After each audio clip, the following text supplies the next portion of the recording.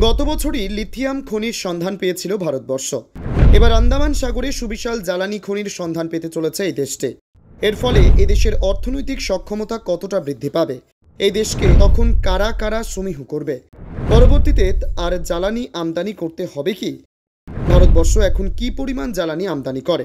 জ্বালানির ভান্ডার ভারতেই মিললে বৈদেশিক মুদ্রার সঞ্চয় যেমন বাড়বে, ঠিক তেমনি বিভিন্ন খাতে বিনিয়োগের পরিমাণ কতটা বৃদ্ধি পাবে, সবই থাকছে আজকের ভোরের আলোয়।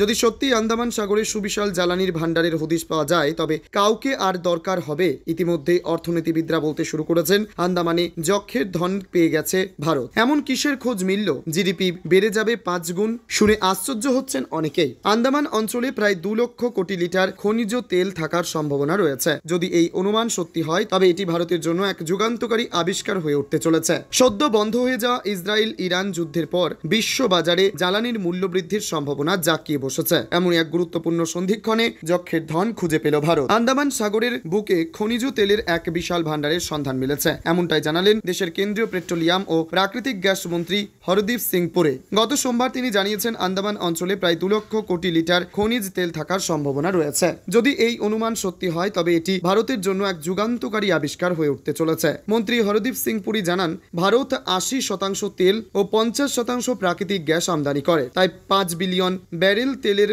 সন্ধান পাওয়া গেলে সেটি দেশীয় জ্বালানি নিরাপত্তার ক্ষেত্রে বড় পরিবর্তন আনতে পারে। অর্থাৎ ভারতের যে পরিমাণ জ্বালানি উৎপাদিত হয় তা দিয়ে মাত্র 3 মাসের ব্যয় চলে। বাকি বৈদেশিক মুদ্রার ভাড়ার থেকে মূল্যবান অর্থ দিয়ে 9 মাসের জ্বালানি এবং গ্যাস সংগ্রহ করতে হয়, যা একটি দেশের অর্থনীতির ওপর আঘাত আসতে বাধ্য। তথাপি স্বাধীনতার পর থেকে এভাবেই চলতে শুরু করেছে। 8 দশকে মুম্বাই উপকূলে সাগর সম্রাট নামের জাহাজের মাধ্যমে জ্বালানি উত্তোলন করা হতো, আবার সাগর থেকে, আরব সাগর থেকে। এবারে আন্দামান সাগরে যদি জ্বালানির সন্ধান মেলে, সেক্ষেত্রে বিশ্বের উন্নত দেশগুলির কাছে ভারত রীতিমতো ঈর্ষণীয় হয়ে দাঁড়াবে। দেশের পেট্রোলিয়াম ও প্রাকৃতিক গ্যাস উন্নয়ন মন্ত্রী শ্রী পুরী আরও জানিয়েছেন, এখন পর্যন্ত 9 দফা ওপেন অ্যাক্রেজ লাইসেন্সিং নীতির আওতায় প্রায় 1 বিলিয়ন বর্গ কিলোমিটার এলাকায় 38% বিড এসেছে এবং আগামী দফায় 75% বেশি বিড আসার আশা করা হচ্ছে। অফশোর অনুসন্ধান অত্যন্ত ব্যয়বহুল বলেও উল্লেখ করেছেন কেন্দ্রীয় মন্ত্রী। একটি অনশোর কূপ খননে যেখানে গড়ে $4 মিলিয়ন লাগে, অফশোর কূপের জন্য তা দাঁড়ায় প্রায়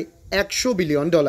গয়নার উদাহরণ টেনে মন্ত্রী বলেন, ওরা 46টি কূপ খুঁড়ে কিছু পায়নি, 47তম কূপে বিশাল তেলের সন্ধান মেলে। আমরা আন্দামানে তেমনই সম্ভাবনার মুখে দাঁড়িয়ে রয়েছে। মন্ত্রী স্পষ্ট ভাষায় জানিয়েছেন, এই জ্বালানি ভান্ডার আমাদের জিডিপিকে 5 গুণ পর্যন্ত বাড়িয়ে দিতে পারে। ভারতের অর্থনীতি এক নতুন রূপ পাবে এবং আমদানি নির্ভরতা অনেকটাই কম আসবে। হরদীপ সিং পুরী আরো বলেন, 2002 থেকে 2016 সালের মধ্যে জ্বালানি খাতে খুব বেশি অগ্রগতি হয়নি। অনুসন্ধানে তেমন কোনো বড় বিনিয়োগ ছিল না। তবে মোদী সরকারের অধীনে এই পরিস্থিতি বদল ঘটে। নীতিতে পরিবর্তন এনে এখন জোর দেওয়া হচ্ছে তেল ও গ্যাস অনুসন্ধানে সরাসরি বিনিয়োগে। তিনি আরো জানান, সূর্যমণি অঞ্চলে 4 মিলিয়ন মেট্রিক টনের এবং নীলমণিতে 1.2 মিলিয়ন মেট্রিক টনের তেলের সম্ভাবনা রয়েছে। 2865 মিটার গভীর একটি কূপে তেল ও গ্যাস দুটোই পাওয়া গিয়েছে বলে জানিয়েছেন মন্ত্রী। এটি সত্যিই আবিষ্কৃত হলে আমেরিকা, চীন, জার্মানি সহ উন্নত বিশ্বের সবকটি দেশ ভারতবর্ষকে সমীহ করে চলতে শুরু করবে। ভারত জ্বালানি বাবদ যে অর্থ ব্যয় করত, সেই পরিমাণ অর্থ দিয়ে শিল্প